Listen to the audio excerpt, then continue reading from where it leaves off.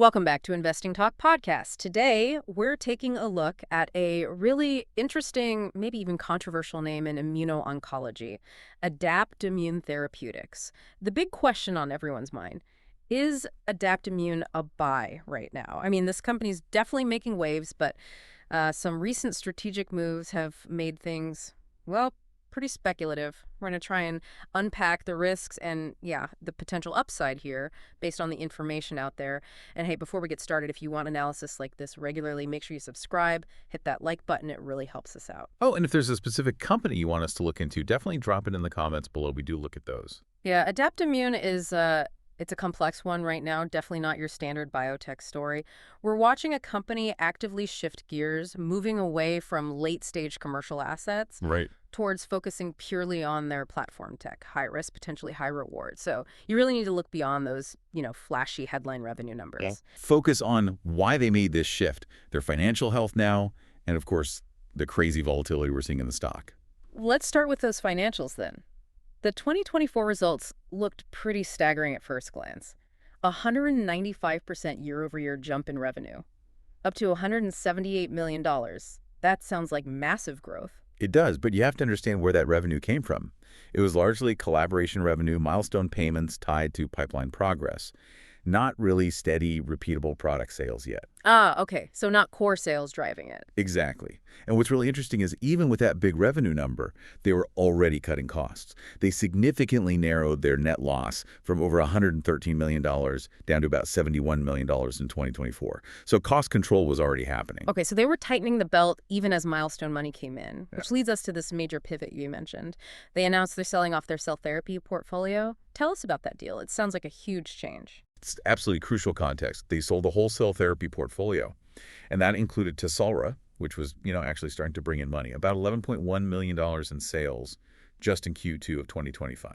Wait, hold on. They sold an asset that was just starting to generate revenue after that big revenue year. That seems backwards. It does seem counterintuitive for a typical growth path, yeah. Yeah. But it signals a fundamental strategic decision. They took the proceeds from that sale, $55 million upfront cash from U.S. World Meds, Okay. and immediately paid off their entire debt with Hercules Capital. Gone. Wipe the debt clean. Okay, so that's the immediate use of cash. Right. And now they're restructuring to focus entirely on the stuff they kept, the preclinical assets, Yeah.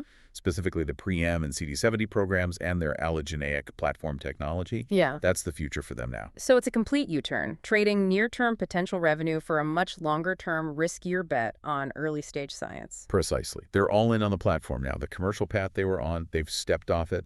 Okay, so if they've cut off that near-term revenue stream to bet on the future, the balance sheet becomes absolutely critical. How does it look after this sale? Do they have enough cash for the long R&D haul? Well, R&D in this space always burns cash. That's a given.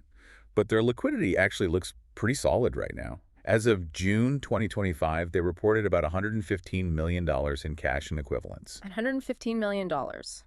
And the debt. Total debt is quite low now, around $46 million, mostly because they paid off that big Hercules loan. Okay, so how long does that $115 million last them? What's the runway?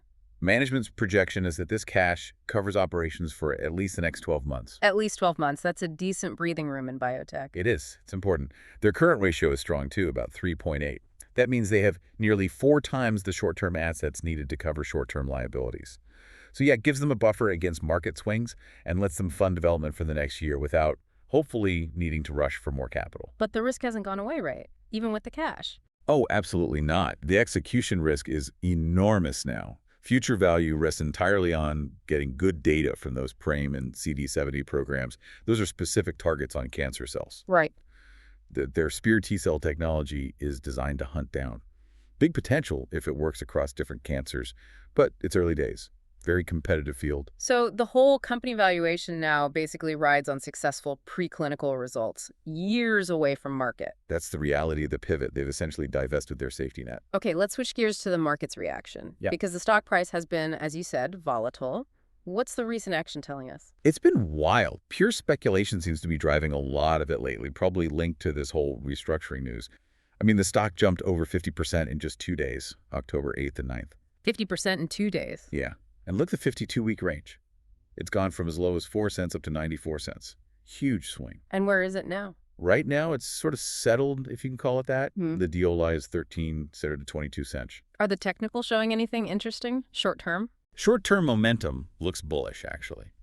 The price pushed above its 20-day and 50-day moving averages. Traders like seeing that. And the RSI, the Relative Strength Index, is around 61. That suggests buying pressure, but it's not quite in that overbought territory yet. But you mentioned risk. How's that reflected technically? The beta tells the story there. It's 2.49. Whoa, 2.49. Explain that for listeners again. Sure. Beta measures how much a stock moves compared to the overall market. 1.0 means it moves with the market. 2.49 means Adaptimmune is expected to move about 2.5 times more than the market, both up and down. Highly volatile. Not for the faint of heart. Okay, high risk, high volatility. But here's where it gets weird. The analyst price targets.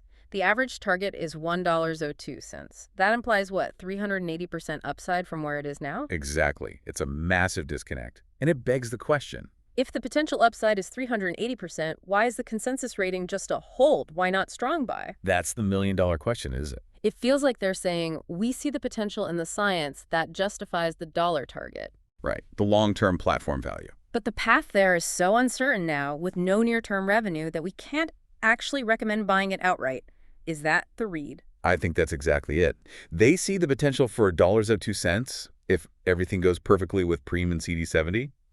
But the execution risk, the reliance on early data, is just too high for a strong buy recommendation right now. It's a show-me story. So that huge gap between the current price and the target price represents massive potential if they pull it off, but also massive risk if they don't. Yeah, enormous mean reversion potential if they succeed. Big if. Okay, for a stock this jumpy, the near term is critical. What should investors be watching for in the next few months, say Q4 2025, any specific catalysts? Yes, there are a few key dates and events coming up very soon. First, the next earnings report. That's scheduled for November 12th. What will the market look for there? All eyes will be on the cash burn rate. How quickly are they spending that $115 million now that the portfolio is sold? They need to show those cost cuts are effective. Makes sense. What else? Second, there's a technical event on November 29th, the MSFC index rebalancing. Because the company's size and structure have changed post-sale, this rebalancing could cause extra volatility as big funds adjust their holdings. Something to be aware of. Okay, a technical factor. Anything else? Clinical data. Possibly. Even though they sold the main assets, there might still be some data readouts in Q4 for programs like Tesla or Lead Cell, maybe fulfilling old obligations or milestones. It probably wouldn't change the long-term story now, but could cause short-term price movement. Got it. Now, about that 50% jump in October, that sounds like more than just reacting to known news. Are there rumors swirling around? Speculation? Oh, definitely. Retail sentiment seems really high, and it's being fueled by chatter, mostly online, forums and social media, often unconfirmed. What kind of chatter? Two main themes seem to be driving it. First, rumors about potential new partnerships. For the assets they kept, Param and CD70. Exactly. The hope is a big pharma company might swoop in, validate the platform with a deal, and provide non-dilutive funding. That would be huge news. And the second theme? M&A speculation. Buyout rumors. Ah, the classic biotech rumor. Who's the supposed buyer? Well, given U.S. WorldMeds just bought the assets, some chatter speculates they might come back for the whole platform. Or maybe another player sees value in the underlying tech. Again, these are just rumors, totally unsubstantiated right now. But they definitely add fuel to the speculative fire. High-risk stuff. Okay, so pulling this all together, a major strategic pivot, decent short-term cash, huge long-term risk, massive volatility, and swirling rumors. What's the takeaway for someone looking at Adaptimmune now? It's really a tale of two potential investments, depending on your timeline. You've got short-term traders playing the volatility, looking for those 50% plus swings around catalysts like the November earnings or any partnership news. Very high risk. And the alternative? The long-term investor. And for them, this is purely a bet on the core science, on the Spear T-cell platform eventually delivering with PRAME or CD70 years down the line. That's the entire thesis now. It feels like a binary bet, almost. Success or failure hinges entirely on that early-stage pipeline delivering. It largely is. They have the cash runway for about a year, maybe a bit more, which is good.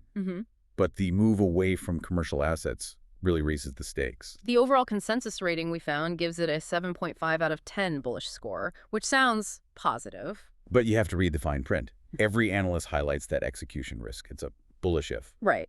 So for you, the listener, thinking about this, maybe here's a final thought to chew on. If the analysts see potential for $1.02, but the stock is struggling below 25 cents, what specific piece of scientific news, what preclinical milestone for PRAM or CD70 would need to hit in the next 6 months to Hmm. genuinely bridge that massive gap and start convincing the market that the 380% upside is real? What does that breakthrough data actually need to look like? Something to consider as we watch those upcoming catalysts.